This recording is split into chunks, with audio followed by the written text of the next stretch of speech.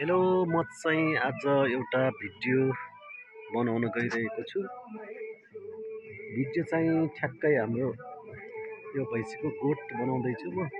अब सबै तयारी भइसक्यो। आज टिन छाइएको छ, अब किला हान्न बाँकी छ।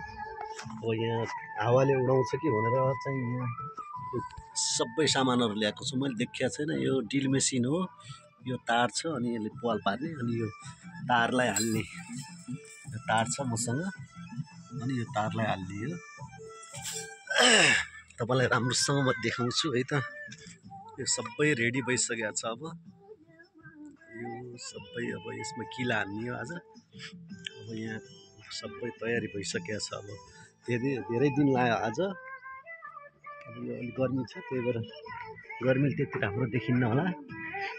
अनि त्यसपछि यो चाहिँ पहिलाको ठ्याक्क यो छ, यो डुँडो हो त्यो, अनि भित्र चाहिँ घर छ। त्यहाँ भित्र बेलुका भैँसीलाई बाँधिन्छ। सानो पाडाहरू छ। पहिला हामीसँग 2टा मात्र थियो, अनि त्यो ठुलो बनाएर बेचेको एउटा।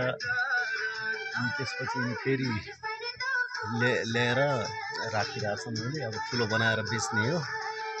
अनि 2टा त्यहाँ छ, 2टा चाहिँ यहाँ छ। एउटा यो हो, यहाँ चाहिँ बसिरहेको छ। अनि अब यो तयारी हुँदैछ। हामीले यो हावाले उडाउँछ कि भनेर यहाँ माथि अब फेरि यो बाँस ल्याएको छ। यो बाँस लामो छ, देख्नुभयो होला है।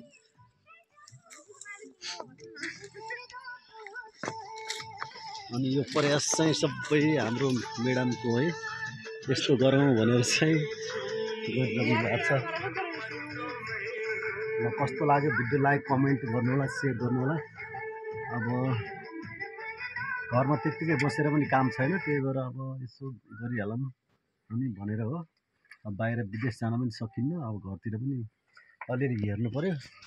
सानो फ्यामिली भएको कारणले अब यता गाउँ छ, पानी नभएर खासै राम्रो छैन, सुकिरहेको छ। अनि हाम्रो अर्को 9 नम्बर छ, कल्याण जोड्ने पुल नजिकै छ हाम्रो बारी चाहिँ। त्यहाँ चाहिँ गाउँ राम्रो छ। यहाँ चाहिँ अब पानी नभएको कारणले त्यति राम्रो छैन। ल, हुन्छ है त, बाई बाई। अर्को भिडियोमा भेटौँ ल।